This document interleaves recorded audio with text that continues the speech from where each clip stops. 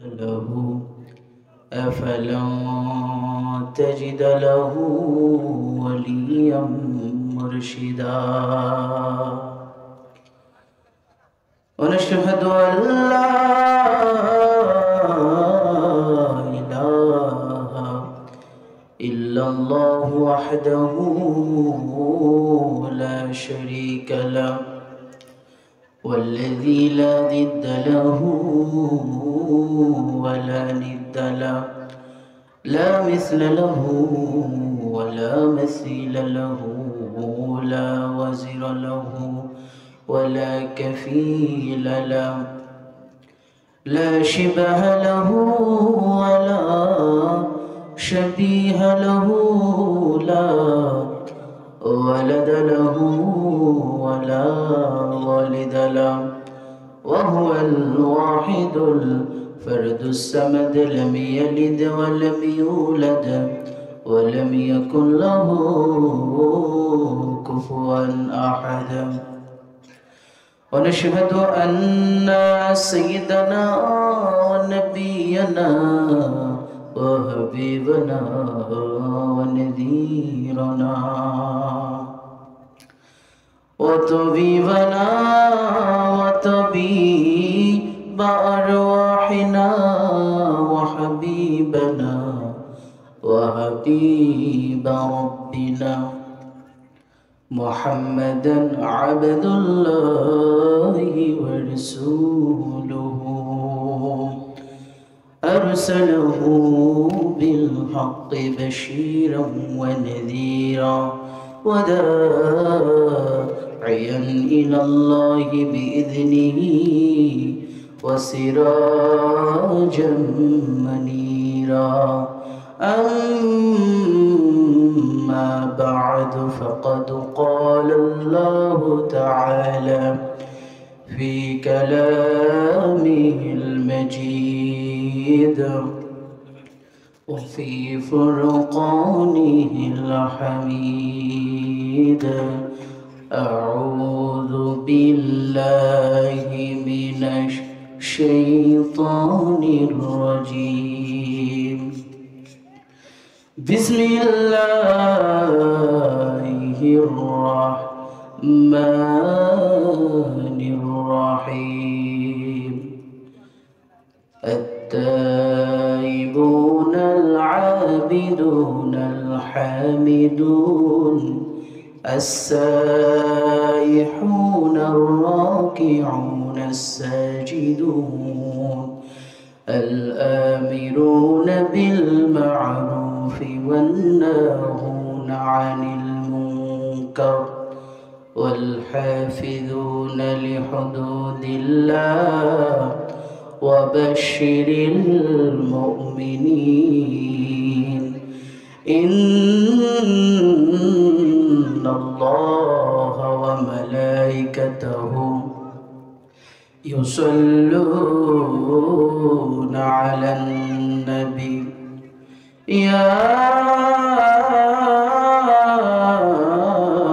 أيها الذين آمنوا صلوا عليه وسلموا تسليما اللهم صل على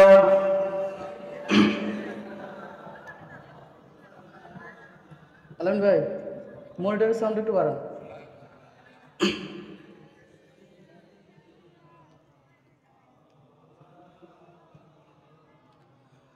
হাজারো ব্যথা বেদনার পরে ফিরে আসনি তুমি আপন ঘরে দিনের আলো তুমি ছড়িয়ে দিতে চলে গেলে মদিনায় মক্কা ছেড়ে হে রাসূল তোমাকে ভুলি আমি কেমন করে সবাই একসাথে হাজারো ব্যথা বেদনার পরে ফিরে আসনি তুমি আপন ঘরে দিনের আলো তুমি ছড়িয়ে দিতে চলে গেলে মদিনায় মক্কা ছেড়ে রাসূল তোমাকে ভুলি আমি কেমন করে। খেয়ে না খেয়ে দিন প্রচারের কাজে নিজেকে দিয়েছ বিলিয়ে, তাই ফের কাফিরেরা চিল্ল না এ আলো, দুষ্ট ছেলেদের পিছু দিল লেলিয়ে। পাথরের আঘাতে কত বিক্ষত হয়ে সারা শরীর থেকে রক্ত ঝরে। হে রাসূল তোমাকে ভুলি আমি কেমন করে। লা ইলাহা, কণ্ঠ ছেড়ে দিয়ে পড়েন লা ইলাহা, লা ইলাহা, লা ইলাহা। আল্লাহ নামের জিকির করবে যারা, আল্লাহর কাছে প্রিয় তারা। আল্লাহর কাছে প্রিয় যারা, জান্নাত প্রবেশ করবে তারা। জোরে লা ইলাহা, লা ইলাহা, সুবহানাল্লাহ আলহামদুলিল্লাহ, লা ইলাহা। তুমি বাঁচাও তুমি মারো, অবিরত ক্ষমা করো। ধরার যে জন তাকেই ধরো, তোমার শুকর করার আল্লাহ। সুবহানাল্লাহ আলহামদুলিল্লাহ, লা ইলাহা, লা ইলাহা, লা ইলাহা। তোমার রিজিক খেয়ে পড়ে অবাধ্য হই কেমন করে, খুঁজে না পাই কোনো ভাষা। তোমার শুকর করার আল্লাহ। সুবহানাল্লাহ। আল্লাহর নাম নিতে কি কষ্ট হয়, খারাপ লাগে? একসাথে পড়েন সুবহানাল্লাহ, লা ইলাহা, লা ইলাহা, লা ইলাহা, লা ইলাহা ইল্লাল্লাহু মুহাম্মাদুর রাসূলুল্লাহ সাল্লাল্লাহু আলাইহি সাল্লাম। বাংলাদেশের অন্যতম বিভাগ, রংপুর বিভাগের অন্যতম থানা, পীরগাছা থানার আওতাধীন নতুনের আহ্বানে আমরা স্বেচ্ছাসেবী সংগঠন এর উদ্যোগে মহাবিশ্বের মহাবিশ্বয় আজকের এই তাফসীরুল কোরআন মাহফিলের সম্মানিত সভাপতি, ২ নং পারুল ইউনিয়ন পরিষদের চেয়ারম্যান পদপ্রার্থী, পীরগাছা উপজেলা যুবদলের সম্মানিত আহ্বায়ক জনাব মোহাম্মদ জাহাঙ্গীর আলম সাহেব, বারাকাল্লাহু ফি হায়াতি। সকলে পড়েন আমিন। আল্লাহ তাআলা তাকে ইসলামের জন্য, কোরআনের জন্য নিবেদিত প্রাণ হিসাবে এ জাতির খেদমতে কবুল করেন। এক সকলে আওয়াজ তুলে হৃদয় দিয়ে বলেন আমিন। আজকের মাহফিলের সম্মানিত প্রধান অতিথি, মাটি ও মানুষের নেতা, রংপুর জেলা জাতীয়বাদী দল বিএনপির সিনিয়র যুগ্ম আহ্বায়ক এবং পীরগাছা উপজেলার সাবেক সফল চেয়ারম্যান, আমাদের সকলের আস্থাভাজন, সকলের সুপরিচিত আলহাজ আফসার আলী। আল্লাহর কাছে দোয়া করি আল্লাহ তাআলা যেন তাকে আবারও এ জাতির ভাগ্য পরিবর্তনের জন্য, ইসলামের জন্য, কোরআনের জন্য একজন নিবেদিত প্রাণ হিসাবে আল্লাহ তাআলা তাকে কবুল করেন। এক সকলে বলেন আমিন। আজকের মাহফিলের সম্মানিত অতিথি, পীরগাছা উপজেলা জাতীয়বাদী দল বিএনপির সম্মানিত আহ্বায়ক আলহাজ আমিনুল ইসলাম রাঙ্গা সাহেব, আল্লাহ তাকেও কোরআনের জন্য, ইসলামের জন্য কবুল করেন। একবার আমিন। প্রধান পৃষ্ঠপোষক হিসাবে আছেন রংপুর জেলা জাতীয়বাদী মৎস্যজীবী দলের আহ্বায়ক মোহাম্মদ মোজাম্মেল হক, আল্লাহ তাআলা তাকে ওই ইমানের পথে অবিচল থেকে আল্লাহ তাআলা কোরআনের আদর্শে নিজের জীবনটা গড়ার তৌফিক দান করুক। সকলে বলেন আমিন। আমার পূর্বে আলোচনা করেছেন এই এলাকার কৃতি সন্তান 1 নং ওয়ার্ড ইমাম কল্যাণ পরিষদের সম্মানিত সভাপতি, উদীয়মান তরুণ আলোচক ও শিক্ষানুরাগী, খুবই সুন্দর সাবলীল ভাষায় বিষয় ভিত্তিক একদম কোরআন তাত্ত্বিক বিষয়ে কথা বলেছেন, মৃত্যু সম্পর্কে কথা বলেছেন। আমি বাসা থেকে শুনেছি, খুবই সুন্দর এবং কণ্ঠে আলোচনা করেছেন। আমরা দোয়া করি আল্লাহ তাআলা আমাদের এলাকারই কৃতি সন্তান মাওলানা রেজাউল করিম সাইফুল্লাহর কণ্ঠটাকে ইসলামের জন্য, কোরআনের জন্য আল্লাহ তাআলা সারা বিশ্বময় আল্লাহ কবুল করেন। এক সকলে বলেন আমিন। আমাকে রেখেছেন আপনারা দ্বিতীয় বক্তা, শুকরিয়া। গ্রামে দ্বিতীয় বক্তা হওয়া এটা ভাগ্যের বিষয়, আলোচক হওয়াটাই ভাগ্যের বিষয়, কারণ আল্লাহ তাআলার অশেষ মেহেরবানি না থাকলে এটা হওয়া অসম্ভব। যাই হোক, আপনাদের দোয়া এবং ভালোবাসায় আজকের মাহফিল আমাকে দ্বিতীয় বক্তা রেখেছেন। এই জন্য নতুনের আহ্বানে যারা যুব সমাজ আছে সকলকে আমি আমার পক্ষ থেকে মোবারকবাদ জানাচ্ছি। আজকের মাহফিল আমার পরে আলোচনা করবেন বাংলাদেশ সহ সারা বাংলাদেশের পরিচিত একজন আলোচক, যার কণ্ঠের মধ্যে আমরা যখন আসবে আপনারা দেখবেন যে কণ্ঠের মধ্যে আমরা কোরআনের পাখির সেই সুর আমরা খুঁজে পাব। আল্লাহ তাআলা তাকে মঞ্চ পর্যন্ত আসার তৌফিক দান করুক, সকল বলেন আমিন। হযরত মাওলানা গাজী মহিবুল্লাহ সিদ্দিকী সাহেব, তিনি অলরেডি আমাদের মাঝে উপস্থিত আছেন। ইনশাআল্লাহ দেরি হবে না, সুসময়ের মধ্যে যথেষ্ট টাইমে আমরা তাকে পেয়ে যাব ইনশাআল্লাহ।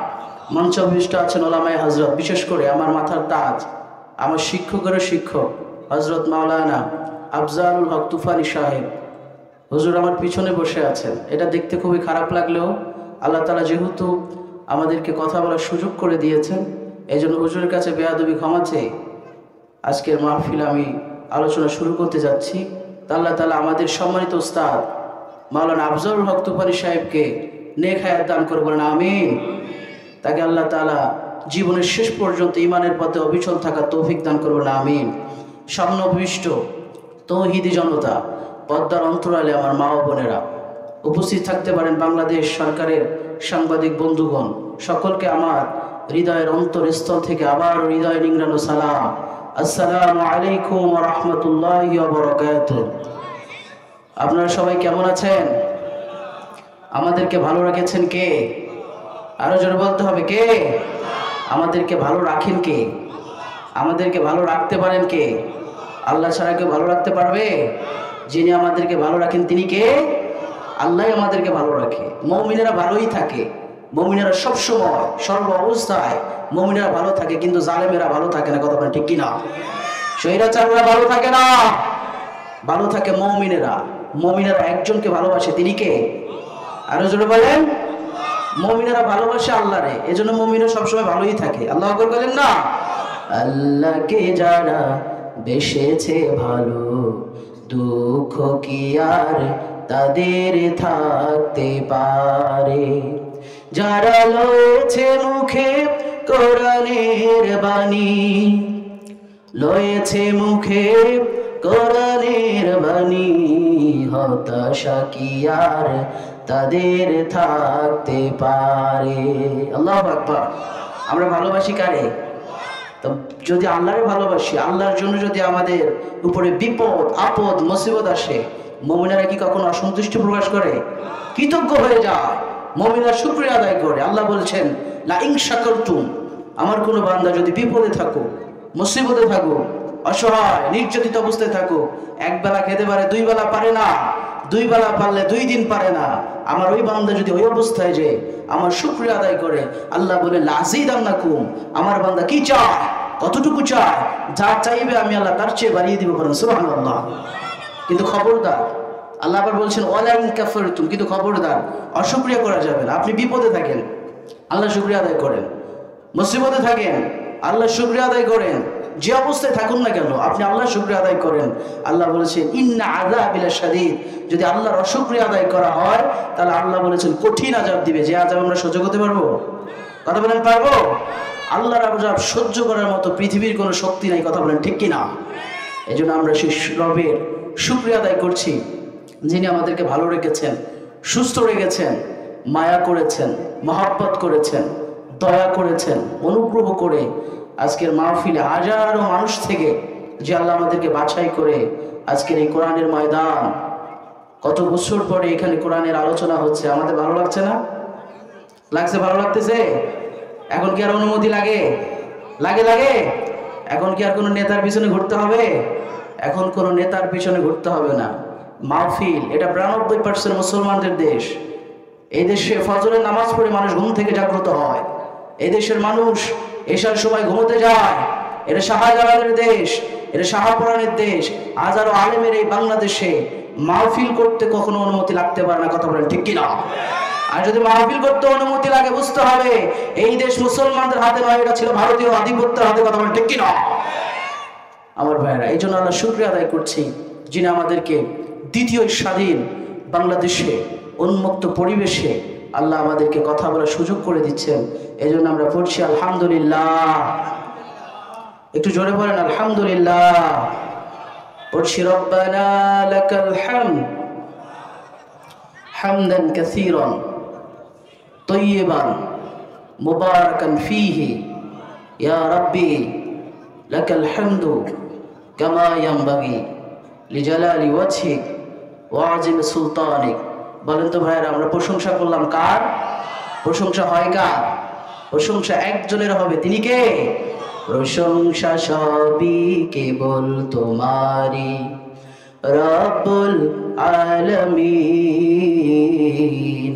দয়ালু মেহেরবান করুণায় ফুরান, আর কেহ নয় তুমি মালিক শেষ বিচারের দিন, শেষ বিচারের দিন। সবাই আওয়াজ করে পড়ি আলহামদুলিল্লাহ। দুরূদ পড়ছি সে মানবতার মুক্তির দূত সাইয়্যিদুল মুরসালিন খাতামান নবীন, যিনি ছিলেন সফল রাষ্ট্রনায়ক।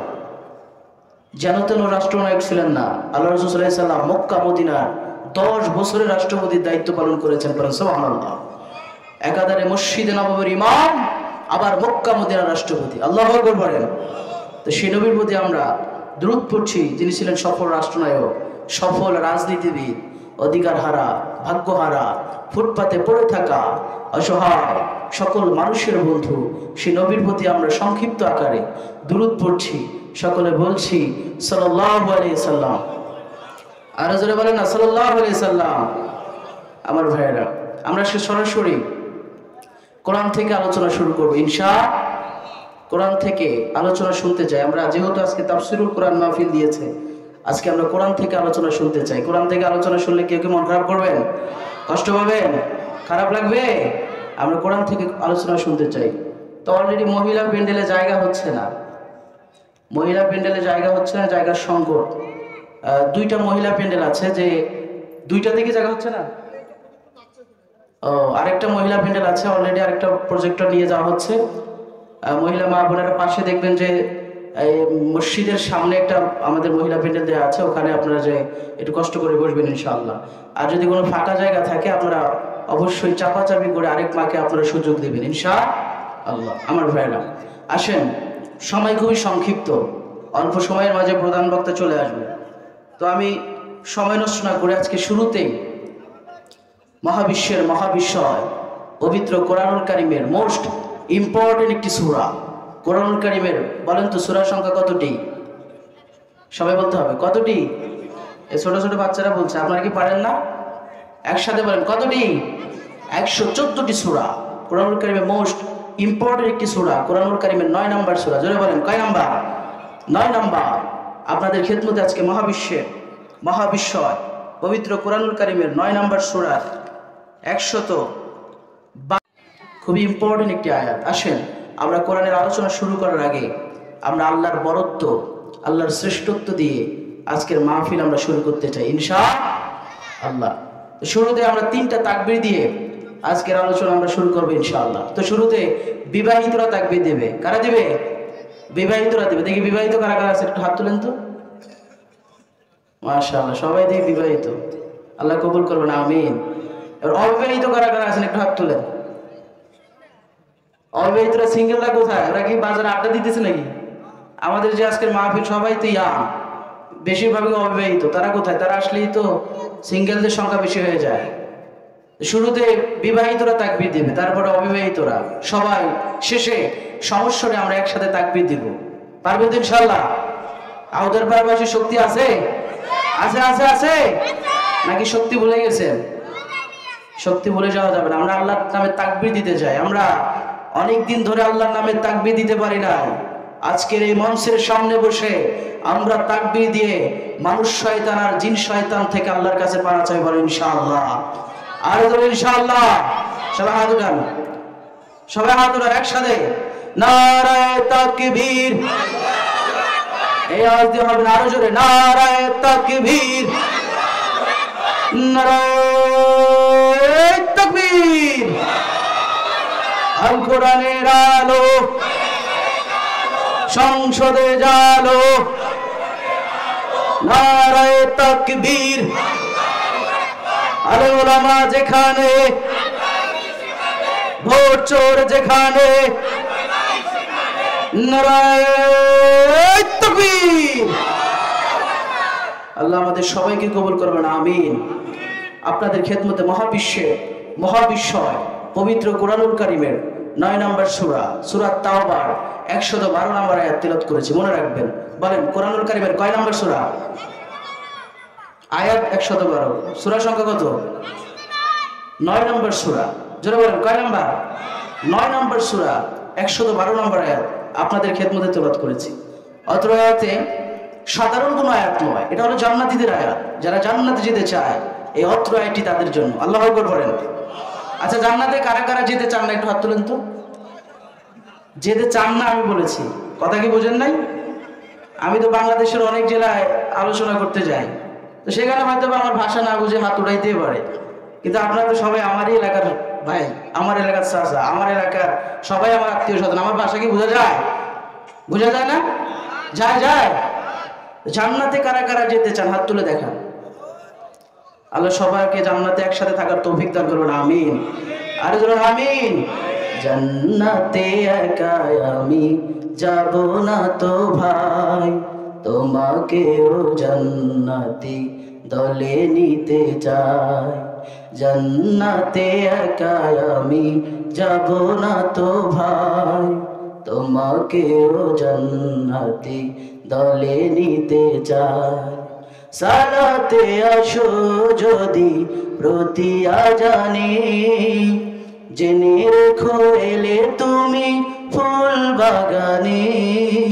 যে বাগে রহম ঝরে হয় রোশনাই, শুধু তাই, শুধু তাই, আহা শুধু তাই, তোমাকেও জান্নাতি দলে নিতে চাই। জোরে বলেন আমিন। আমরা যেন এই গ্রামবাসী একসাথে জান্নাতে বসেও আমরা এভাবে কোরআনের আলোচনা শুনতে পারি, আল্লাহ আমাদেরকে কবুল করবেন, আমিন। আমার ভাইরা, কোরআনুল কারীমের 9 নম্বর সূরা, সূরা তাওবার 112 নম্বর আয়াত। অত্র আয়াত হচ্ছে জান্নাতীদের আয়াত। আল্লাহ বললেন যে যারা জান্নাতে যাবে, যারা জান্নাতে যেতে চায়, এরা শুধু যেতে চাইলেই হবে না, এদেরকে কোয়ালিটি অর্জন করতে হবে, এদেরকে বৈশিষ্ট্য অর্জন করতে হবে। আমি আপনি জান্নাতে যেতে চাইলেই কিন্তু জান্নাতে যেতে পারবো না। আল্লাহ বলেন এদেরকে যোগ্যতা, বৈশিষ্ট্য, কোয়ালিটি অর্জন করলে আল্লাহ জান্নাত দিয়ে বলেন, সুবহানাল্লাহ। যোগ্যতা ছাড়া কোনো জায়গায় স্থান নাই।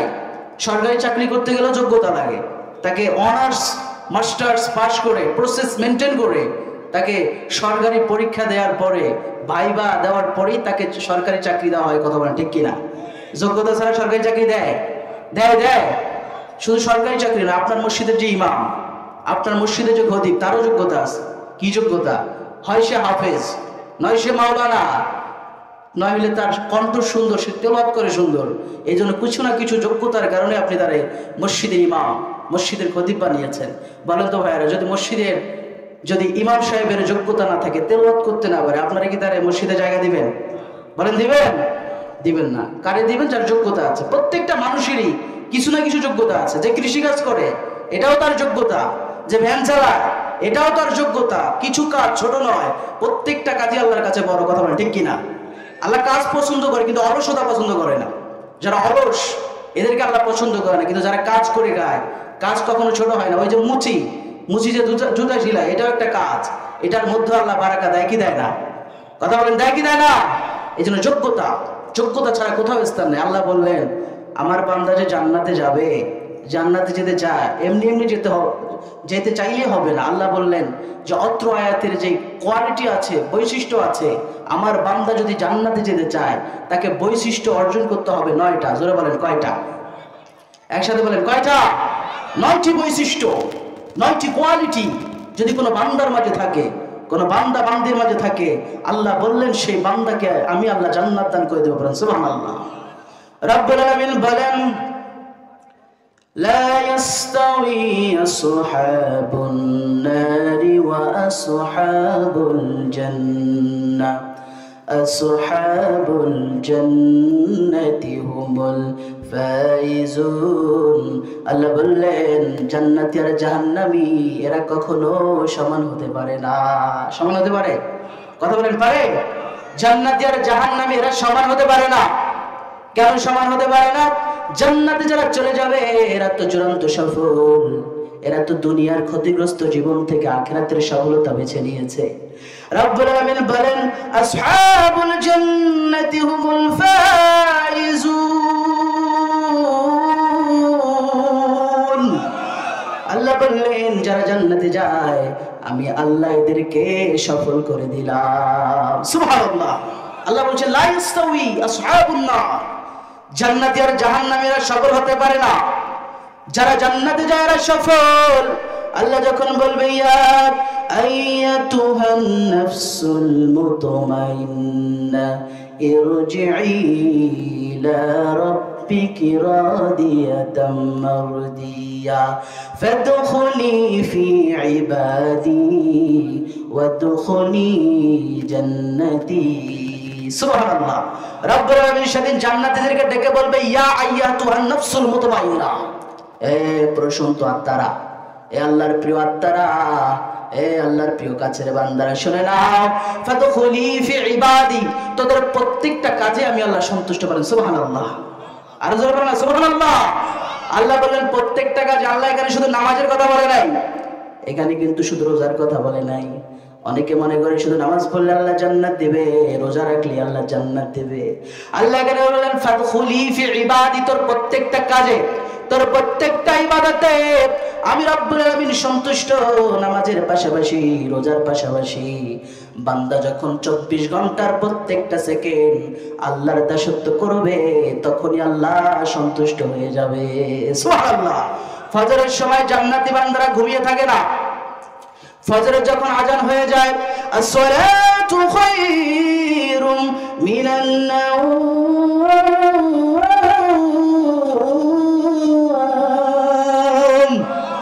যখন মুয়াজ্জিন বলে নামাজের জন্য আসো, ঘুম থেকে নামাজ উত্তম, তখন জান্নাতি বান্দারা আল্লাহর সন্তুষ্টির জন্য কম্বল ছেড়ে দেয়। আল্লাহু আকবার।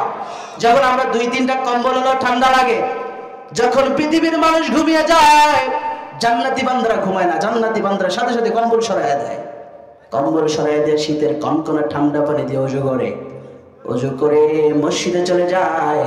আল্লাহ তখন ফেরেশতাদেরকে ডাক দিয়ে বলতে থাকে ও আমার ফেরেশতারা দেখে নে, কোন বান্দারা সৃষ্টি করতে নিষেধ করেছিলি, কোন বান্দারা বানাতে নিষেধ করলি, যেই বান্দা আমার দেখে নাই, আমার জান্নাত দেখে নাই, আমার জাহান্নাম দেখে নাই। আল্লাহরে কেউ কি দেখছেন? কথা বলেন দেখছেন? আল্লাহর জাহান্নাম কেউ দেখছেন? আল্লাহর জান্নাত দেখি নাই, আল্লাহর জাহান্নাম দেখি নাই। তারপরেও বান্দার আল্লাহর প্রতি এত বিশ্বাস, আল্লাহর জন্য উঠে যায়, আল্লাহর জন্য শীতের কনকনে ঠান্ডা পানি দিয়ে ওযু করে। যখন মানুষটার যদি 1000 টাকা দেয় সে ঘুম থেকে ওঠে না, কিন্তু যখন শুনে হাইয়া আলাস সালাহ,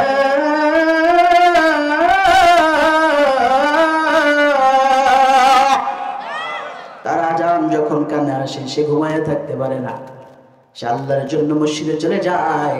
আল্লাহ তখন ফেরেশতাদেরকে বলে কোন বান্দা সৃষ্টি করতে নিষেধ করেছি, দেখ আমার বান্দা আমারে দেখে নাই, আমার জান্নাত দেখে নাই, আমার জাহান্নাম দেখে নাই, তারপরেও আমার সিজদা দেয়। আল্লাহ সেদিন সন্তুষ্ট হয়ে যে বান্দার সব গুনাহ ক্ষমা করবে। সুবহানাল্লাহ। ফজরের নামাজ দিয়ে জান্নাতি বান্দা জীবনের কার্যক্রম শুরু করে। আবার যখন জোহরের আজান হয়ে যায়, যখন বলে আল্লাহু আকবার আল্লাহু আকবার আল্লাহু আকবার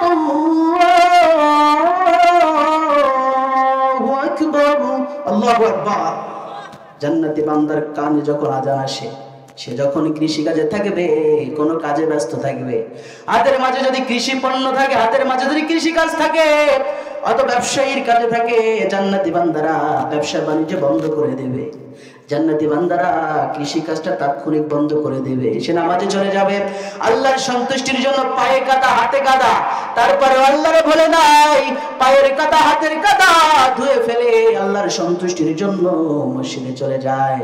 আল্লাহ খুশি হয়ে যায়, খুশি হয়ে বান্দার সব গুনাহ ক্ষমা করে দেয়। সুবহানাল্লাহ। আসরের সময় যদি ব্যস্ত থাকে, আমি অনেক যুবকদেরকে দেখেছি যে ক্রিকেট খেলছে, ফুটবল খেলছে, যখন তার কানের মধ্যে আসে আশহাদু আন্না মুহাম্মাদার রাসূলুল্লাহ,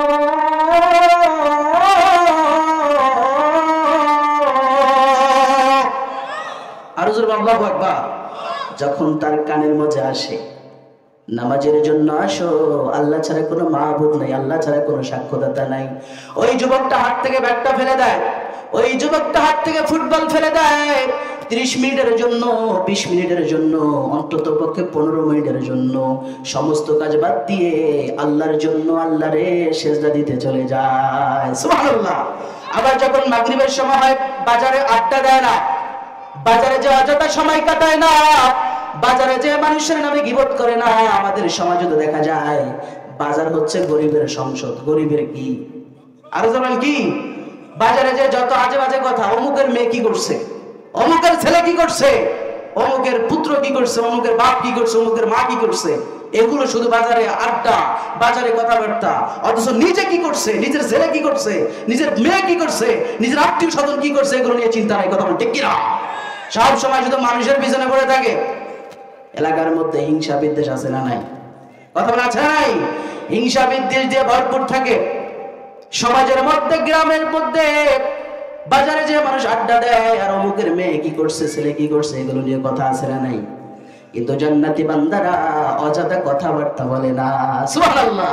আল্লাহ বলেন, ওয়া ইবাদুর রাহমানিল্লাযীনা ইয়ামশুনা আলাল আরদি হাওনা ওয়া ইযা খাতাবাহুমুল জাহিলুনা ক্বালু সালামা।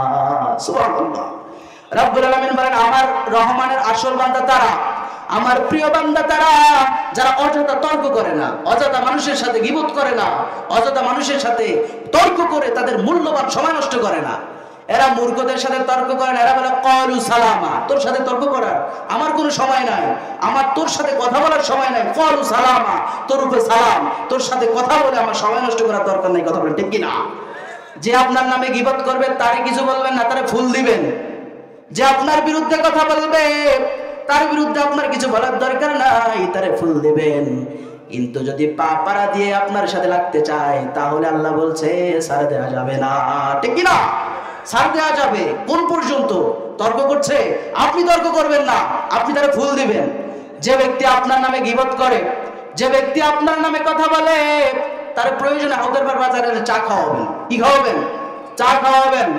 চা খাওয়ায় তার ভালোবাসা অর্জন করবেন। সে ব্যক্তি বলবে, হায় রে, কার দুর্নাম করলাম, এর মতো তো মানুষই হয় না। কথা বলেন ঠিক কিনা? কিন্তু ও আপনার বিরুদ্ধে বলে, আপনি তার বিরুদ্ধে বলেন, এভাবে একটা বিশৃঙ্খলা সৃষ্টি হয়ে যায়। আর বিশৃঙ্খলা সৃষ্টি হয়ে গেলে এখানে শয়তান আনন্দ নাই। কথা বলেন ঠিক কিনা? শয়তান চায় ভাইয়ে ভাইয়ে দ্বন্দ্ব লাগাতে, শয়তান চায় বন্ধু বন্ধু দ্বন্দ্ব লাগাতে, স্বামী স্ত্রী দ্বন্দ্ব লাগাতে। এই জন্য প্রিয় ভাইরা, তর্ক করা যাবে না।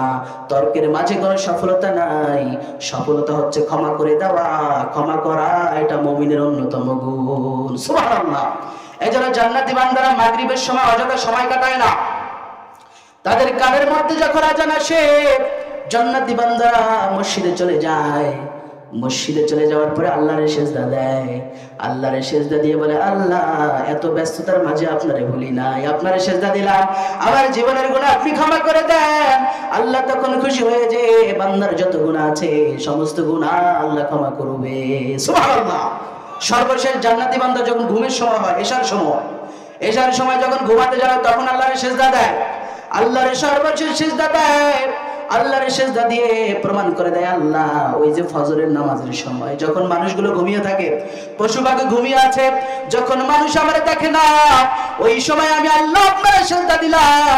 জোহরের সময় কত কাজ কত কিছু থাকে, কিন্তু আপনার জন্য আমি তাড়াতাড়ি গোসলটা করলাম।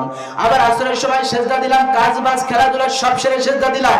মাগরিবের সময় বাজার আড্ডা দেই নাই, আপনার সেজদা দিলাম। ঈশার সময় অযথা সময় কাটাই নাই, আপনার সেজদা দিলাম। ওই মুমিন বান্দারে আল্লাহ বলবে, মুমিন রে, 5 ওয়াক্ত নামাজে আমার সেজদা দিলি, আমার জন্য মাথাটা নুয়ে দিলি। মনে রাখতে হবে যে বান্দার মাথা আল্লাহর কাছে নত হয়, ওই মুমিন বান্দার মাথা বাতিলের কাছে নত হতে পারে না, ঠিক কি না? যে নামাজির মাথা আল্লাহর কাছে নত হয়, ওই নামাজির মাথা কি কখনো বাতিলের কাছে নত হবে? জালেমের কাছে নত হবে? তাগুতের কাছে নত হয় না। আমার ভাইয়ের এখন বলতে পারেন যে বাতিলের কাছে নত হয় কেমনে? প্রশ্ন আছে না নাই? কথা বলা আছে না নাই?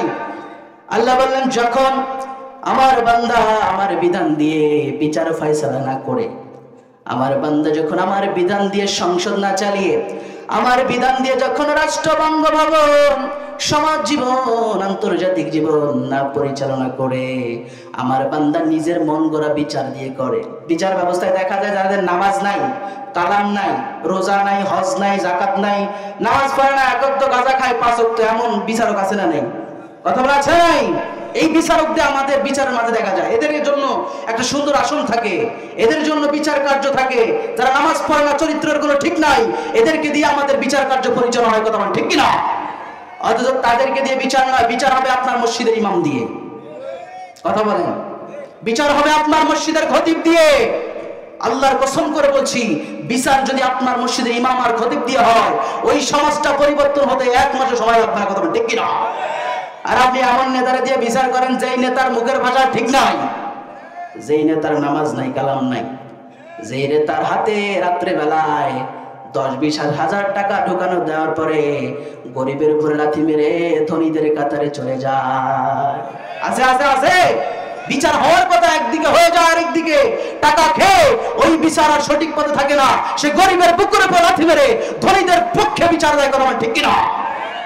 সে প্রভাব দেখে সমাজের মধ্যে কার প্রভাব বেশি, কার বংশ বেশি, কার বংশ মর্যাদা বেশি, সেদিকে বিচার চলে যায়। আর যার গরিব শ্রেণীর পেশাদার মানুষ, যাদের কিছু টাকা পয়সা নাই, এদের পক্ষে বিচার যায় না। কথা ঠিক কিনা?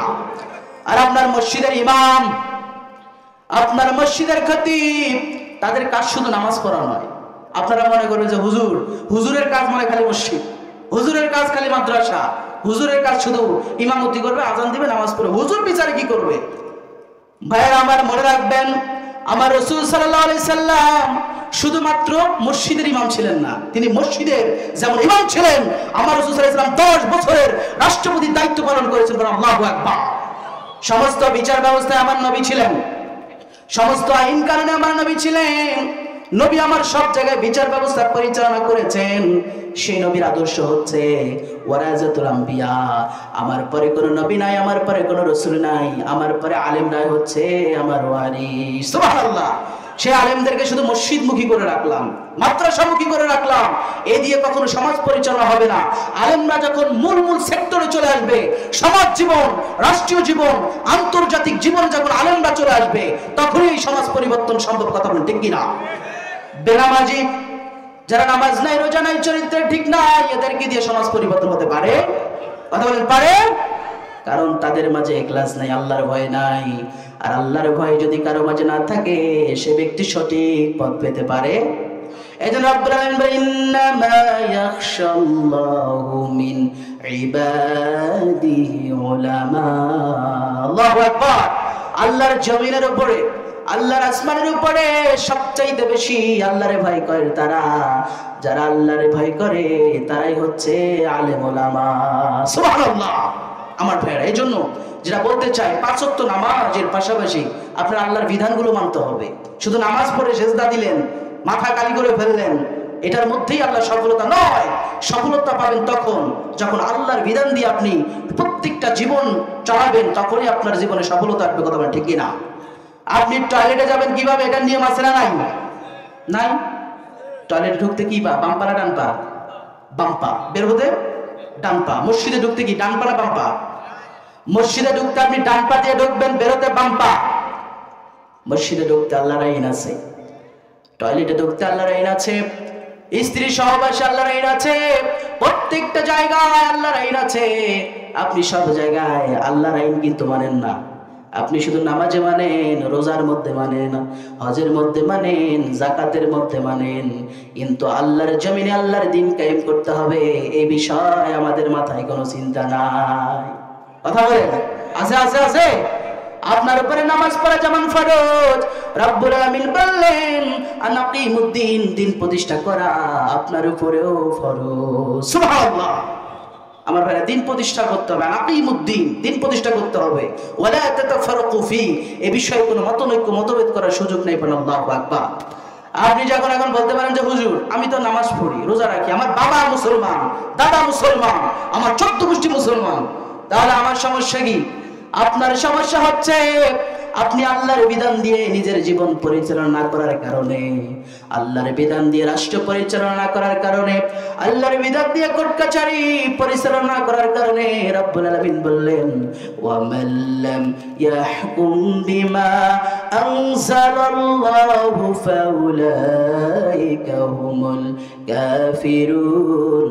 আল্লাহ বললেন যারা আমার বিধান দিয়ে বিচার করবে না। বিধান কি? সবাই বলেন কি? বিধান হলো কোরআন। এই কোরআন দিয়ে যারা বিচার করবে না, এই কোরআনে বিচারের আইন আছে না নাই? চোর চুরি করে দিলে হাত কাটার আইন আছে না নাই? জেনাকারীর শাস্তি আছে না নাই? প্রত্যেকটা বিষয়ে এখানে ফয়সালা আছে। এই ফয়সালার বাইরে যারা বিচার করবে, কোরআনকে মসজিদ মাদ্রাসায় রেখে দিয়ে যারা বিচার করবে, আল্লাহ বললেন ফাউলাইকা হুমুল কাফিরুন। এরা যতই মুসলমানদের দাঁড়িয়ে রাখুক না কেন, এরা যতই মুসলমান পরিচয় দেখ না কেন, এরা যতই বলুক না কেন আমার বাপ মুসলমান, আমার দাদা মুসলমান, আল্লাহ বললেন যারা আমার বিচার ফয়সালা করবে না, আমার কোরআন দিয়ে যারা সংসদ পরিচালনা করবে না, রাষ্ট্র পরিচালনা করবে না, ফাউলাইকা হুমুল কাফিরুন, এদেরকে কাফের বলেছেন কে? আমার কথা আমি বানাই বললাম? কার কথা? ফাউলাইকা হুমুল কাফিরুন, এরা হচ্ছে কাফের।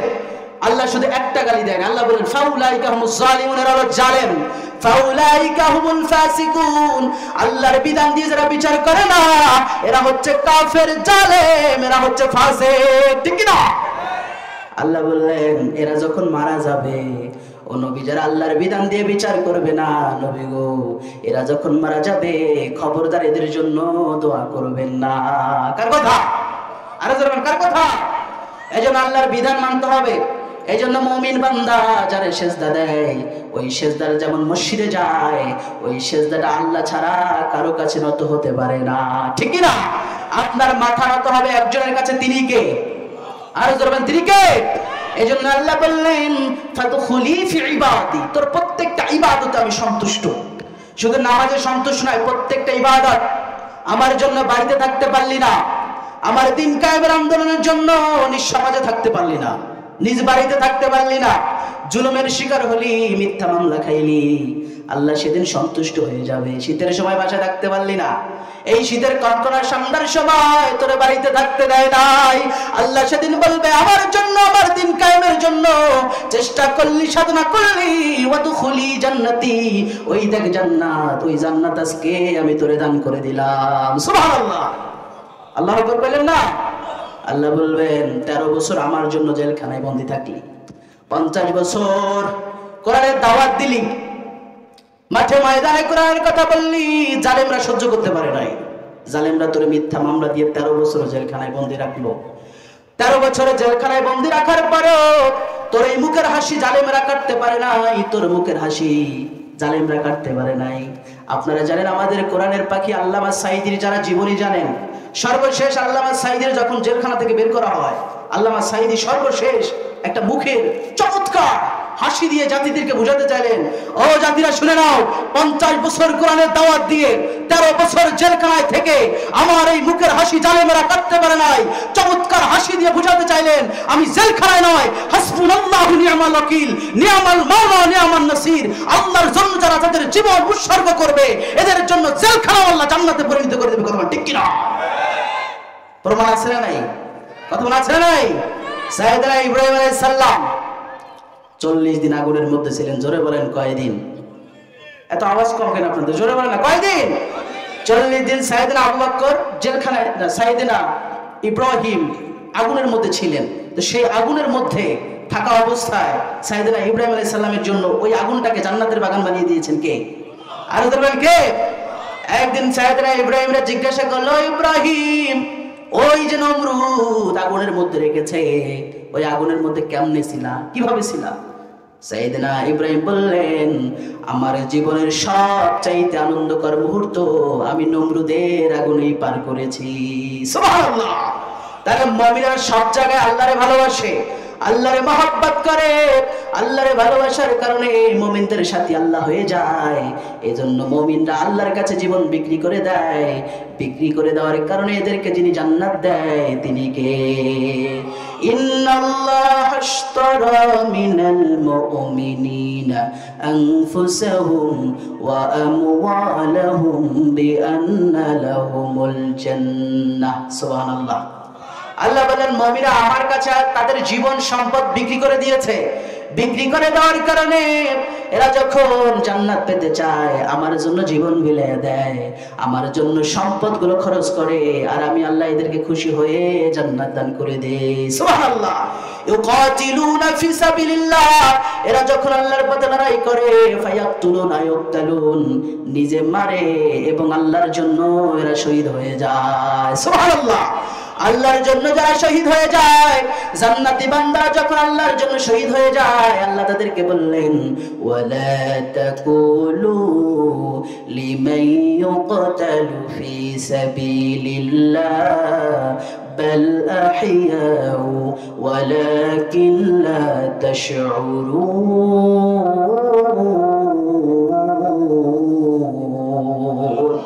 আল্লাহ বলেন, ওয়ালা তাকুলু লিমান ইউকতালু ফি সাবিলিল্লাহ, আল্লাহর পথে যারা লড়াই করে তাদের জীবনটা বিলিয়ে দেয়, এরা তো মরে না, এরা তো মরে না, এদেরকে যিনি বাঁচিয়ে রাখেন তিনি কে?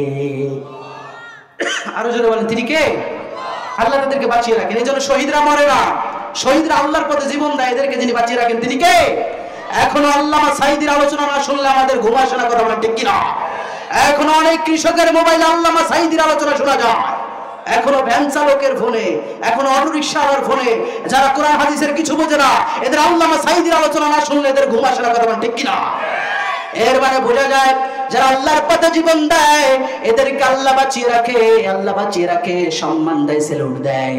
আর যারা জুলুম করে, স্বৈরাচারগিরি করে, ফ্যাসিস্টগিরি করে, আল্লাহর জমিনে আল্লাহর দ্বীন কায়েমে বাধা দেয়, এরা যতদিন বেঁচে থাকবে মানুষগুলো থুতু নিক্ষেপ করে নমরুদের মতো, ফিরাউনের মতো এদেরকে জুতা নিক্ষেপ করবে। আর যারা আল্লাহর জমিনে দ্বীন কায়েম করতে যায়, সম্মানের জায়গা থাকে, নেতা থাকার পরে যদি ভালো আচরণ করে ওই নেতারা কেউ ভুলে না, কথা বলেন ঠিক কিনা? কিন্তু নেতা থাকার পরে যদি নেতা জুলুম করে, স্বৈরাচারগিরি করে, ওই নেতারে মানুষ মনে রাখে না। ওই নেতার কথা মনে পড়লে ওই নেতার জানাজা পর্যন্ত না যেয়ে ওই নেতার জন্য সারা জীবন থুতু নিক্ষেপ করে, কথা বলেন ঠিক কিনা? কিন্তু আল্লামা সাঈদীর কথা আমাদের মনে পড়ে কি পড়ে না? কথা বলেন পারে কিনা? এরাই হচ্ছে শহীদ। শহীদরা মরে না, কারণ শহীদদেরকে একজন বাঁচিয়ে রাখে, তিনি কে? আল্লাহর পথে যারা দিয়েছে জীবন তাদেরকে তোমরা মৃত বলো না, বলো না মৃত, এদেরকে জীবিত বলতে বলেছেন কে? আরে ধরবেন কে?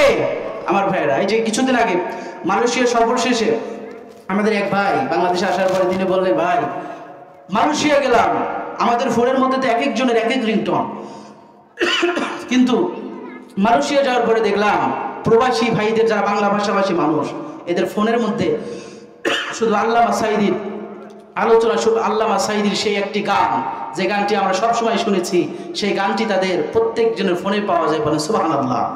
আর সুবহানাল্লাহ। আল্লামা সাঈদী তুমি মরুনি, শহীদ হয়েছো তুমি এটাই জানি, ঠিক না? আল্লামা সাঈদী তুমি মরুনি, শহীদ হয়েছো তুমি এটাই জানি। কারাগারে কাটালে 13টি বছর, বাতিল কেঁপেছে তোমায় দেখে থর থর, ঠিক না? তুমি যে ছিলে মোদের নয়ন মনি, শহীদ হয়েছো তুমি এটাই জানি। আল্লামা সাঈদী তুমি মরুনি, শহীদ হয়েছো তুমি এটাই জানি। দেখা তো হবে না আর এই জীবনে দেখা হবে জান্নাতি ফুল বাগানে, ইনশাআল্লাহ। আর জোরে ইনশাআল্লাহ। দেখা তো হবে না আর এই জীবনে, দেখা হবে জান্নাতি ফুল বাগানে। এ আশা কবুল করো আল্লাহ তুমি, শহীদ হয়েছো তুমি এটাই জানি। আল্লাহ তাআলা শহীদ হিসাবে কবুল করেন, একবার আমিন।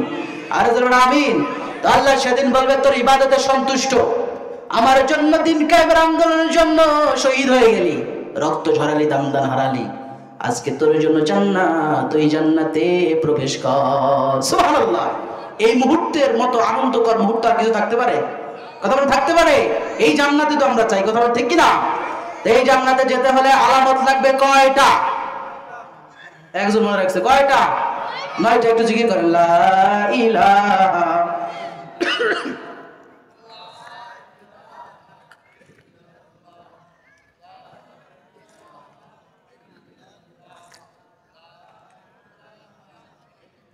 লা ইলাহা লা ইলাহা। আমার ভাইরা বলেন তো, জান্নাতে যেতে হলে আলামত কয়টা? জান্নাতীদের গুণ কয়টা? 9টা। রব্বুল আলামিন বলেন, আত-তাইবুনাল আবিদুনাল হামিদুন as-saihunur raki'unas sajidun। রব্বুল আলামিন বলেন, যারা জান্নাতে যেতে চায় তাদেরকে 9টি আলামত অর্জন করতে হবে। জোরে বলেন কয়টা? 9টি আলামত। 1 নম্বর আলামত হলো আত-তাইবুন।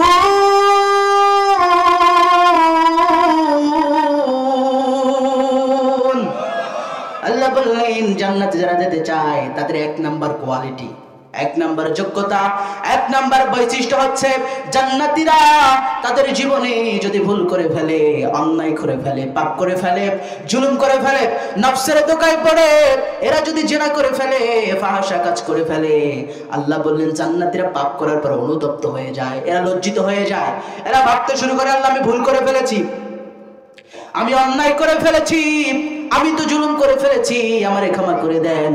আল্লাহ বললেন জান্নাতীরা যখন নিজের পাপের কথা বুঝবে, আমি আল্লাহ সব গুনাহ ক্ষমা করব। আত-তাইবুনা, জান্নাতীরা যদি ভুল করে ফেলে, আমাদের জীবনে গুনাহ আছে না নাই? অন্যায় আছে না নাই? যারা বলে না তাদের জীবনে গুনাহ নাই? নবী রাসূল ছাড়া প্রত্যেকের জীবনে কম বেশি গুনাহ আছে, কথা বলেন ঠিক কি না? গুনাহ আমাদের জীবনে সব কম বেশি আছে। এজন্য আমার আল্লাহ বললেন গুণ তোদের অর্জন করতে হবে, কিন্তু প্রথম গুণই হচ্ছে ক্ষমা চাইতে হবে। ক্ষমা চাওয়া ছাড়া আমি আল্লাহ তোদেরকে ক্ষমা করব না, বলেন সুবহানাল্লাহ। এজন্য আমাদের জীবনে যাদের ভুল আছে, অন্যায় আছে, আমাদের জীবনে যাদের নামাজ নাই, রোজা নাই, জান্নাতি যারা হতে চায় এরা ফজরের নামাজ কাজা করে।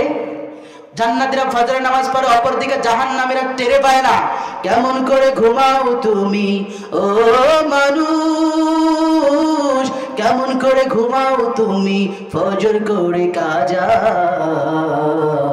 এমনও তো হতে পারে জোহরে জানাজা, ঠিক না? মুসলিম হয় না জন্ম নিলে মুসলমানের ঘরে, কাফির মুসলিম তফাৎটা হয় সালাতের উপরে। এই জীবনে সালাত কবু, এই জন্মে সালাত কবু করিও না কাজা, এমনও তো হতে পারে জোহরে জানাজা। হতে পারে না? কথা বলতে পারি কিনা? যারা ফজরের নামাজ না পড়ে ঘুমিয়ে গেল, ঘুমিয়ে যাওয়ার পরে হঠাৎ মাইকের মধ্যে অ্যানাউন্স হয়, মসজিদে এলান হয়, সকাল বাজে 7টা, ফজরের নামাজ পড়ি নাই, চোখে ঘুম কিন্তু কানটা খারাপ হয়ে আছে। একটি শোক সংবাদ, গুঞ্জুর কাহাউদার পার নিবাসী আব্দুর রহমানের ছেলে আব্দুল্লাহ গতকাল রাত 3:30 এই দুনিয়া হতে শেষ নিঃশ্বাস ত্যাগ করেছেন। ইন্না লিল্লাহি ওয়া ইন্না ইলাইহি রাজিউন। এমন শুনি না? হাউদার পারে এমন শুনেন না আপনারা?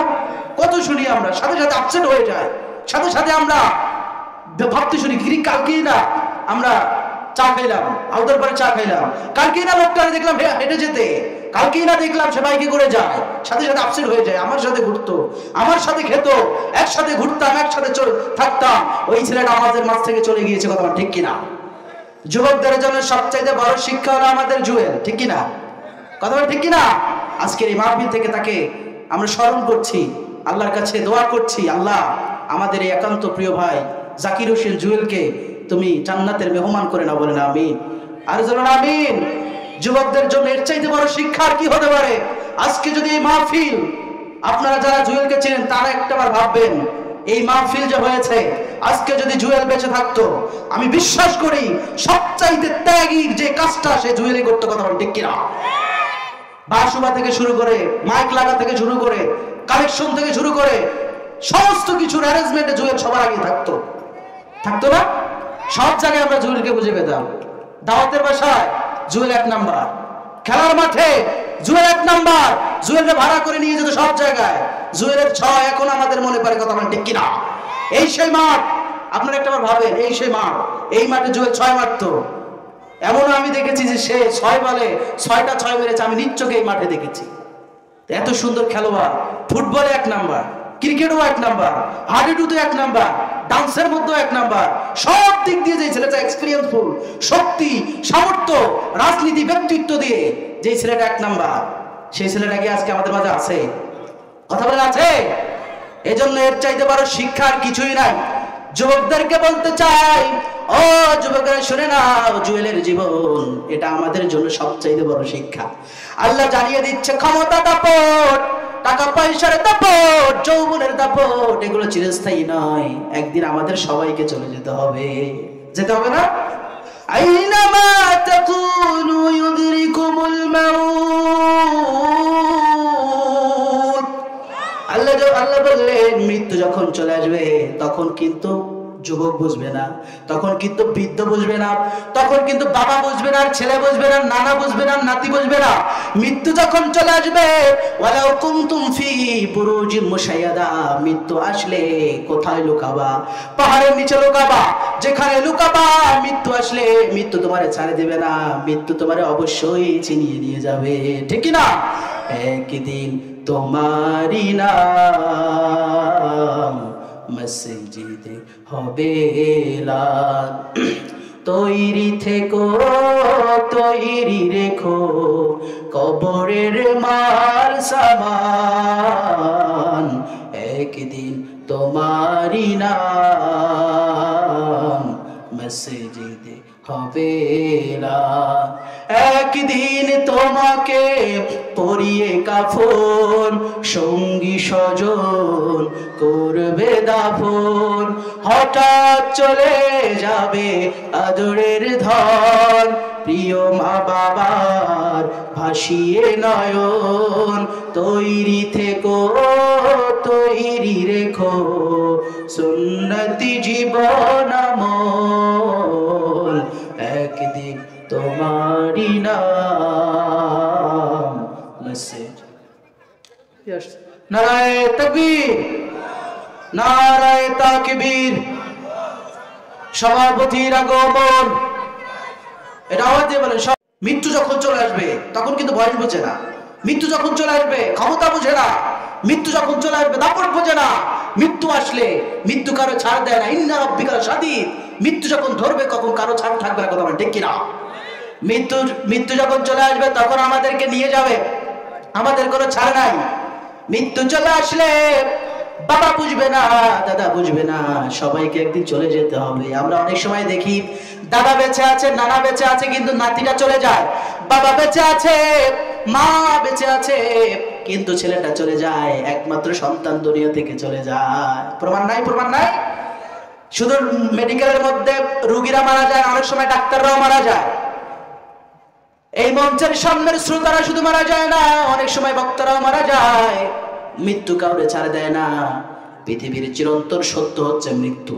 মৃত্যুকে যদি কয়েকটা ভাগ করা যায়, নিরেট সত্য, চূড়ান্ত সত্য, কয়েকটা ভাগ করা গেলে এর চাইতে বড় সত্য আর হয় না। যেই ছেলেটা নাস্তিক, আল্লাহরে ভয় করে না, আল্লাহ বলতে কিছু আছে বিশ্বাস করে না, সেও বলে আমার একদিন মৃত্যুবরণ করতে হবে। আর মৃত্যুর চাইতে বড় শিক্ষা এই পৃথিবীতে আর কিছুই হতে পারে না, ঠিক না? একদিন আমাকে হারিয়ে যেতে হবে, আমি একদিন থাকবো না। এই খেলার মাঠ পড়ে থাকবে, কিন্তু আমি থাকবো না। এই খেলার মাঠে আগের মতো খেলা চলবে, আমার জন্য কেউ থেমে থাকবে না, খেলা কিন্তু চলবে। 2-4 দিন আমার জন্য কান্না করবে, তারপরে খেলা চলবে। এই খেলার মাঠে মাহফিল হচ্ছে, মাহফিল আমার জন্য আটকে থাকবে না, এই মাঠে মাহফিল কিয়ামত পর্যন্ত হবে। কিন্তু মনে রাখতে হবে, আপনি যদি আমল না করেন আল্লাহর কাছে ছাড় পাওয়া যাবে না, ঠিক না? হারিয়ে যাব একদিন আমি, রব নাই ভুবনে চিরদিন। ক্ষমা করে দিও তোমরা আমায়, ক্ষমা করে দিও তোমরা আমায়, ভুল করে থাকি যদি কোনো দিন, হারিয়ে যাব একদিন আমি, রব নাই ভুবনে চিরদিন, ঠিক না? আমি মাঝে মাঝে রাত্রে 2টা-3টার সময় যখন জুয়েলের কবরের পাশ দিয়ে আসি, তখন আমার হৃদয়টা ভেঙে মুছড়ে যায়। একসাথে কত কিছু করেছি, একসাথে খেলাধুলা করেছি, এমন কিছু নাই যে একসাথে করি নাই। একসাথে ঘুরেছি, খেয়েছি, ঘুমিয়েছি, এমন কিছু নাই যে করি নাই। সেই ভাইটা আমার কাছ থেকে চলে গেল। মাঝে মাঝে কবরের পাশে যে দেখি কবরটা পড়ে আছে, এমন দেখেছি কবরের মধ্যে পানি পড়ে গেছে, কবরটা ভেঙে গিয়েছে, অথচ এই ছেলেটা রাস্তার মাঝ দিয়ে কত হাঁটাহাঁটি করেছে। আমি দেখেছি স্কুল মাঠের মধ্যে যখন খেলাধুলা হতো, ওই রাস্তার মাঝে জুয়েল কত সুন্দর মিছিল নিয়ে খেতে গিয়েছে। আবার যখন আমাদের এখানে ইলেকশন হয়েছে, তারা মার্কার জয়ের দড়িতে জুয়েল রাজপথ কাঁপিয়েছে, ওই জুয়েল আজকে আমাদের মাঝে নাই। মুরব্বীদেরকে এর চাইতে বড় শিক্ষা আর কিছুই আমাদের জন্য হতে পারে না, ঠিক না? এই মুরব্বীদেরকে শিক্ষা নিতে হবে, যুবকদেরকে শিক্ষা নিতে হবে। আর আমরা বেশি বেশি দোয়া করি, আল্লাহ তাআলা যেন আমাদের এলাকার সেই কৃতি সন্তান জুয়েলকে আল্লাহ তাআলা জান্নাতের মেহমান বানিয়ে নেয়। সকলে জোরে বলেন আমিন। আর জোরে বলেন আমিন। চোখের পলকে আমাদেরকে চলে যেতে হবে, চোখের পলকে বাড়িওয়ালা থাকবে না। এই যে মাঠ যা মরহুম আউয়াল সাহেব ছিলেন না, কথা বলেন চিনি কিনা? আমরা কিন্তু আরো আগে মাহফিল করছি, ওই যে পাশে 5 দিন ব্যাপী মাহফিল, 3 দিন ব্যাপী মাহফিল, এগুলাতে কেউ ছিলেন? তো সেখানে কিন্তু মরহুম আউয়াল সাহেব ছিলেন। তো সেখানে কিন্তু আজকে আবার ওনার মাঠেই মাহফিল হচ্ছে, এত বড় মাহফিল, কিন্তু আজকে নাই। কেন নাই? এই বাড়িওয়ালার বাড়ি পড়ে আছে, বাড়িওয়ালার ছেলেগুলো আছে, কিন্তু বাড়িওয়ালা আজকে বাসায় নেই, কথা বলেন ঠিক কিনা? চোখেরই পলকে তুমি হতে পারো লাশ, চিরতরে বন্ধ হবে তোমারই নিঃশ্বাস, হবে এলাম তোমারই নাম মসজিদের মাইকে, হবে এলাম তোমারই নাম মসজিদের মাইকে। বাড়িওয়ালা নাই রে বাড়ি নাই রে দুনিয়াতে, বাড়িওয়ালা নাই রে বাড়ি নাই রে দুনিয়াতে, ঠিক না? বাড়িওয়ালার মাঠ পড়ে আছে, বাড়িওয়ালার চাতাল পড়ে আছে, বাড়িওয়ালার বাড়ি পড়ে আছে, বাড়িওয়ালার সন্তান পড়ে আছে, কিন্তু বাড়িওয়ালাকে আর খুঁজে পাওয়া যায় না, ঠিক না? এজন্য আমার ভাইয়ারা, জান্নাতি যারা হতে চায় এরা মৃত্যুর কথা স্মরণ করবে, স্মরণ করে এরা ভুল হলে ক্ষমা চায়। আল্লাহর কাছে যদি একত্র নামাজ কাজা হয়ে যায়, আল্লাহর কাছে ক্ষমা চায়, আল্লাহ আমার ভুল হয়েছে, অন্যায় হয়েছে, আমারে ক্ষমা করে দেন, মাফ করে দেন। এজন্য আল্লাহ বলছে আত্তাইবুনা, জান্নাতি বান্দার 1 নাম্বার কোয়ালিটি, এরা ক্ষমা চাইবে কার কাছে? আল্লাহর কাছে ক্ষমা চাইবে। আমাদের জীবনে যাদের ভুল আছে আমরা তওবা করব। আজকে বাসায় যাব, এই যে প্রধান মুফাসসির আলোচনা শেষে তাহাজ্জুদের সময় যখন মানুষগুলো ঘুমিয়ে যায়, সেই সময় যে আজকে আমরা তওবা করব। জোরে বলেন কি করব? তওবা। আমাদের জীবনে ভুল আছে, অন্যায় আছে, যাদের জীবনে ভুল আছে, মা বোনেরা যারা এসেছেন, তওবা করার 3টি নিয়ম। জোরে বলেন কয়টা? একটু কথা বলেন, কয়টা? তওবা করার 3টি নিয়ম। 1 নাম্বার, আমি ভুল করেছি। আমাদের জীবনে ভুল নাই, এটা আল্লাহর কাছে স্বীকার যেতে হবে।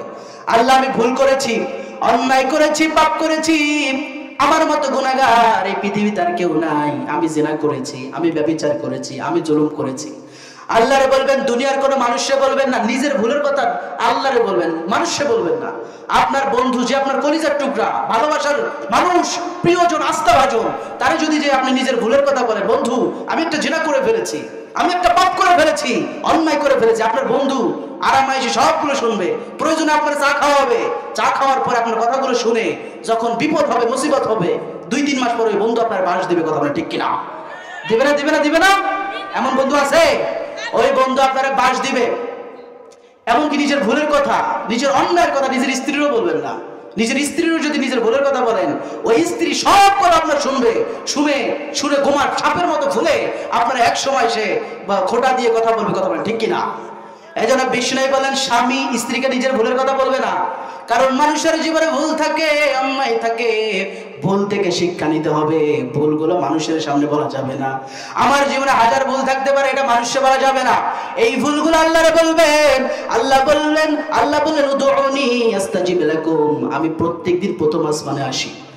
পৃথিবীর নিকটবর্তী আসমান প্রথম আসমান। আসমান কয়টা? জোরে বলেন কয়টা? 7টা আসমানের মধ্যে রব্বুল আলামিন প্রথম আসমানে এসে বান্দাদেরকে ডাকতে থাকে। ডেকে বলে উদউনি আস্তাজিব লাকুম, আমার বান্দারা কে আছো আমারে ডাকো, আমারে ডাকো, আমারে ডাকো। আমারে ডাকলে তোমার জীবনের কত গুনাহ আছে, যত অন্যায় আছে, পাপ আছে, সমস্ত গুনাহ আমি আল্লাহ ক্ষমা করে দেব। সুবহানাল্লাহ। আল্লাহ সেদিন বলবে ইয়া আইয়ুহাল ইনসানু মা গাররাকা বিরাব্বিকাল কারীম। আল্লাহ বলেন ও মানুষেরা, ও মানুষেরা, এ জাতিরা, তোরা কিভাবে মা গাররাকা বিরাব্বিকাল কারীম, আমারে ভুলে গেলি। অথচ ফি আইয়ি সূরাতি মা শারাকাবা, তোর চেহারার দিকে তাকা, বেশি দূর তাকাতে হবে না, তোরে কত সুন্দর ভাবে আমি তৈরি করলাম।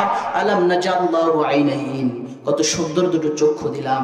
এই যে ক্যামেরাগুলো দেখেন, এই ক্যামেরাগুলো সনি ক্যামেরা আছে, ক্যানন আছে, অনেক ধরনের ক্যামেরা আছে। ক্যামেরাগুলো 20-30 লাখ, 5 লাখ, 3 লাখ, 2 লাখ, 20,000 টাকা দামি ক্যামেরা আছে। এই ক্যামেরা, যত দামি ক্যামেরা কিনেন, এগুলো জুম করে দেখতে হয়। যত দামি ক্যামেরা কিনেন না কেন, জুম করে দেখতে হয়। কাছের জিনিস দূরে নিতে হলেও লেন্স ব্যবহার করতে হবে। কিন্তু রব্বুল আলামিন এত সুন্দর চোখ আমাদেরকে দিয়েছেন, দূরের জিনিসের সহজে দেখা যায়, কাছের জিনিসও সহজে দেখা যায়। সুন্দর করে আল্লাহ সানলাইট ব্রুর ব্যবস্থা করে দিয়েছেন। একটা বল এসে লাগলে পড়ে চোখটা যেন গলে না যায়, চোখটা যেন বের না হয়ে যায়, আল্লাহ সানলাইট ব্রুর ব্যবস্থা করে দিয়েছেন। বান্দার যেন চক্ষুগুলো নিরাপদে থেকে যায়, এজন্য আল্লাহ তাআলা সুন্দর করে চোখের ব্যবস্থা করেছেন। সুবহানাল্লাহ। আল্লাহ বলেন ওয়ালিসানা ওয়াশফাতাইন, আল্লাহ বলেন আরেকটু নিচে নাম, তোর দুটো সুন্দর ঠোঁট দিয়েছি। ওয়াশফাতাইন, একটা জিহ্বা দিয়েছি। কত সুন্দর ঠোঁট, পুরা স্ট্রাকচারের সৌন্দর্য আপনার দুটি ঠোঁটের মধ্যেই ফুটে ওঠে। কথা বলেন ঠিক কিনা? আপনার চেহারা যত সৌন্দর্য আছে, যদি ঠোঁট না থাকতো আপনার ভালো লাগতো? কত ভালো লাগতো? আপনারা দেখতে ভালো লাগতো না। আল্লাহ এজন্য বললেন ওয়ালিসানা ওয়াশফাতাইন, আমি তোরে যে ঠোঁট দিয়েছি, এই ঠোঁটের মধ্যে সৌন্দর্য ফুটে ওঠে। আবার ভিতরে একটা জিহ্বা দিলাম, একটা মাত্র জিহ্বা, একটা মাত্র জিহ্বার মধ্যে আল্লাহ তাআলা 2700 আশ্বাদন শক্তি আল্লাহ দান করে দিয়েছেন। সুবহানাল্লাহ। জিহ্বা একটা, কিন্তু আশ্বাদন শক্তি 2700। আপনি যখন ইলিশ মাছ খাবেন, ইলিশ মাছের স্বাদ একরকম। আপনি যখন পাঙ্গাস মাছ খাবেন, পাঙ্গাস মাছ স্বাদে একরকম। একই রকম লাগে? আপনি যখন একটা নষ্ট মাছ খাবেন অথবা নষ্ট খাবার খাবেন, সাথে সাথেই জিহ্বা আপনাকে সিগন্যাল দেয়, নাক আপনার সিগন্যাল দিয়ে বলে এই খাবার তোমার পেটে যাওয়া যাবে না, সাথে সাথে সিগন্যাল দিয়ে বোঝায় দেয় এই খাবার খেলে তোমার পেটের অসুবিধা হতে পারে। কথা বলেন ঠিক কিনা? এই জন্য 2700 আশ্বাদন শক্তি।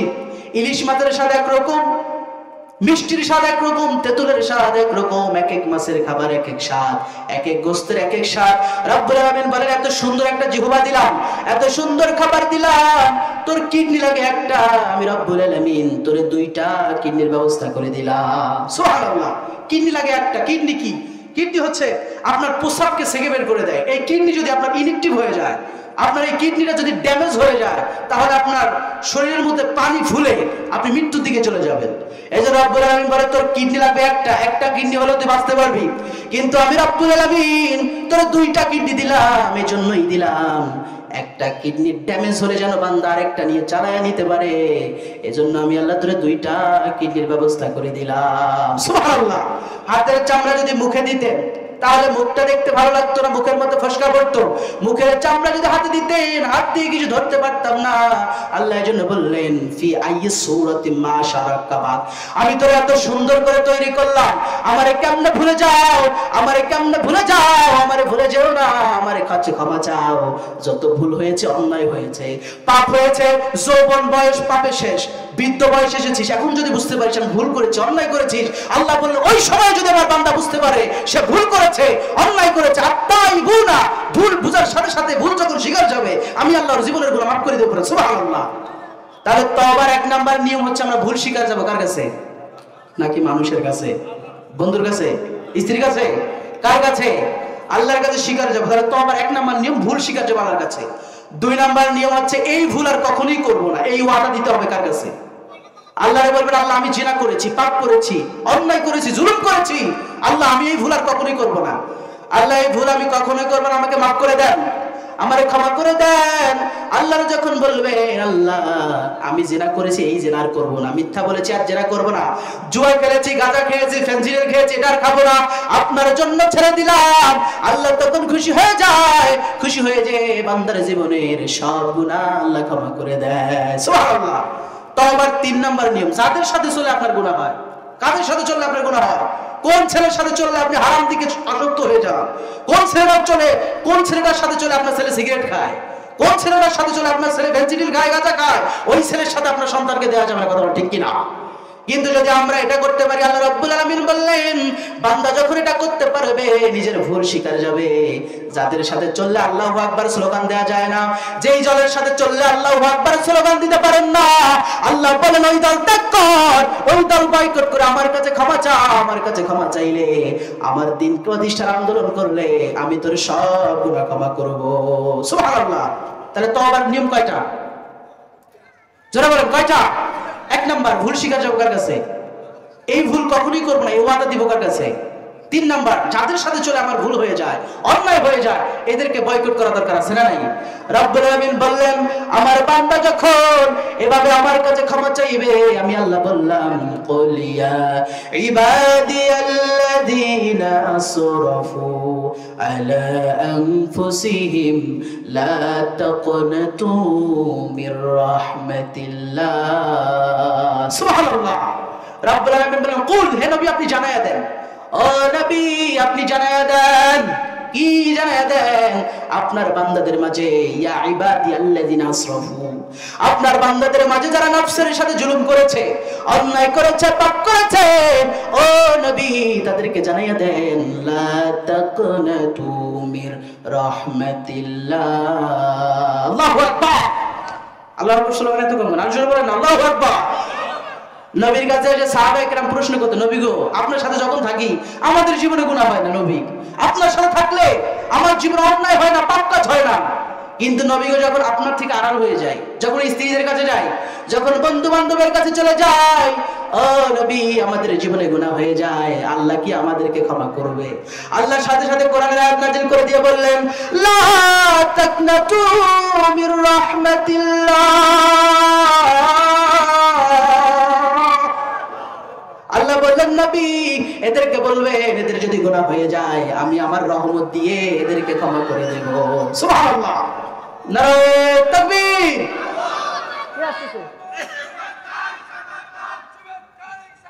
আমি আল্লাহ তোদেরকে ক্ষমা করে দেব পারে। সুবহানাল্লাহ।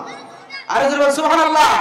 সাহাবায়ে কেরামের ভুল হয়ে যেত, সাহাবায়ে কেরাম নবীর কাছে এসে বলতো, নবী বলতো লা তাকনাতু মির রাহমাতিল্লাহ, আল্লাহ অবশ্যই তার ক্ষমা দিবেন, আল্লাহ অবশ্যই তার মার পরশ দিয়ে ইন্নাল্লাহা ইয়াগফিরুয যুনুবা জামিআ, যত গুনাহ আছে আল্লাহ রাব্বুল আলামিন সব গুনাহ ক্ষমা করবে। সুবহানাল্লাহ। কিন্তু আমাদেরকে ক্ষমা চাওয়ার মতো চাইতে হবে, বলার মতো বলতে হবে, আমাদেরকে রব্বুল আলামিনের কাছে ক্ষমা চাওয়ার মতো চাইতে হবে, একনিষ্ঠ ক্ষমা চাইতে হবে। রব্বুল আলামিন বলেন ইয়া আইয়ুহাল্লাযীনা আমানু তুবু ইলাল্লাহি তাওবাতান নাসুহা। আল্লাহ বললেন বিশ্বাসীরা, ও ঈমানদারেরা, ও আল্লাহর গোলামেরা, তোমরা যারা আমারে দেখো নাই, আমার জান্নাত দেখো নাই, আমার জাহান্নাম দেখো নাই, আমার জান্নাত জাহান্নাম না দেখে আমার প্রতি বিশ্বাস স্থাপন করেছো, তুবু ইলাল্লাহি তাওবাতান নাসুহা, তওবা যখন করবা একনিষ্ঠ তওবা করবা, তওবার মতো তওবা করলে যিনি আমাদের জীবনের গুনাহ ক্ষমা করবেন তিনি কে? আর যখন তিনি কে? সর্বশেষ সাইয়েদনা আদম আলাইহিস সালাম ভুল করেছিল, অন্যায় করেছিল। আল্লাহ বলেছে লা তাকরাবা হাযিহিশ শাজারা, আদম ওই যে ফল দেখা যায় ওই ফলের নিকটবর্তীও যাবি না, গাছের নিকটবর্তী যাবি না। আদম আলাইহিস সালাম ভুল করেছে, ভুল করে শয়তানের প্ররোচনায় পড়ে ফল খেয়ে ফেলেছে।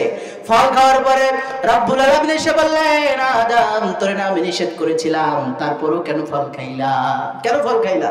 সাইয়েদনা আদম আলাইহিস সালাম বললেন আল্লাহ আমি শয়তানের প্ররোচনায় পড়ে গেছি, প্ররোচনায় পড়ে যাই, ভুল করে ফেলেছি, অন্যায় করে ফেলেছি। আল্লাহ বলেন আদম তুই তোর ভুল বুঝতে পারলি, তোর ভুল বোঝার সাথে সাথে আদম আলাইহিস সালাম বললেন রব্বানা যালামনা আনফুসানা ওয়া ইল্লাম তাগফির লানা ওয়া তারহামনা লানাকুনান্না মিনাল খাসিরিন। আদম আলাইহিস সালাম আল্লাহরে বলেন রব্বানা, এ আমাদের প্রতিপালক আল্লাহ, যালামনা, আমরা জুলুম করে ফেলেছি, ওয়া ইল্লাম তাগফির লানা, অতএব আপনি আমাদেরকে ক্ষমা করে দেন, ওয়া তারহামনা, আমার উপর রহম করেন। যারা আলেম আছেন এখানে, অনেক আলেমবৃন্দ আছেন, ওয়া তারহামনা এখানে আদম আলাইহিস সালাম বলতে পারতেন ওয়া ইল্লাম তাগফির লানা লানাকুনান্না মিনাল খাসিরিন, কিন্তু আদম আলাইহিস সালাম শুধু এটা বলে নাই।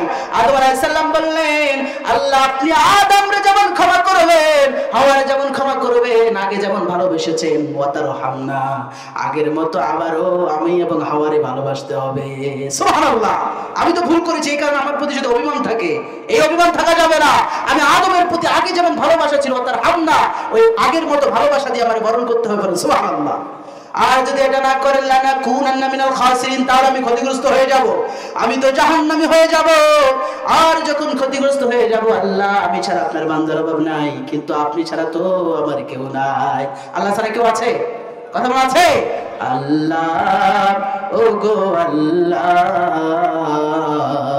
ক্ষমা করে দাও, মাফ করে দাও, যতদিনে জীবন বিনা বাঁচিবে, সুপথে চালাও, মাফ করে দাও। একটু জোরে বলেন আমিন, আরো জোরে বলেন আমিন। আমার ভাইয়েরা, প্রধান আলোচক চলে এসেছে, তারপরে অনেকক্ষণ সময়, আপনাদের মূল্যবান সময় আমি নষ্ট করেছি। আমি চেষ্টা করেছি কোরআন থেকে সূরা তাওবার 9 নম্বর আয়াতের, সূরা তাওবার 112 নম্বর আয়াত থেকে আপনাদেরকে আলোচনা শুনিয়েছি, যেখানে আল্লাহ তাআলা বলেছেন জান্নাতি বান্দার 9টি গুণ আছে, তার মধ্যে একটি গুণ বলেছি যে জান্নাতি বান্দারা তাইবুনা, এরা যদি ভুল হয়ে যায়, অন্যায় হয়ে যায়, পাপ হয়ে যায়, এরা ক্ষমা চাবে কার কাছে? আরো জোরে কার কাছে? এই জন্য আজকে আমরা বাসায় যে 3টি নিয়মে তওবা করব, আল্লাহ অবশ্যই অবশ্যই বান্দার জীবনে যদি শিরকের গুনাহ না থাকে, আল্লাহ অবশ্যই আপনার গুনাহ মাফ করে দেবে, পারেন ইনশাআল্লাহ। আরো জোরে ইনশাআল্লাহ। আল্লাহ আমাদেরকে সেই জায়গায় পৌঁছার তৌফিক দান করুক, আমিন। যতটুকু বলেছি আল্লাহ আমাদেরকে আমল করার তৌফিক দান করুন।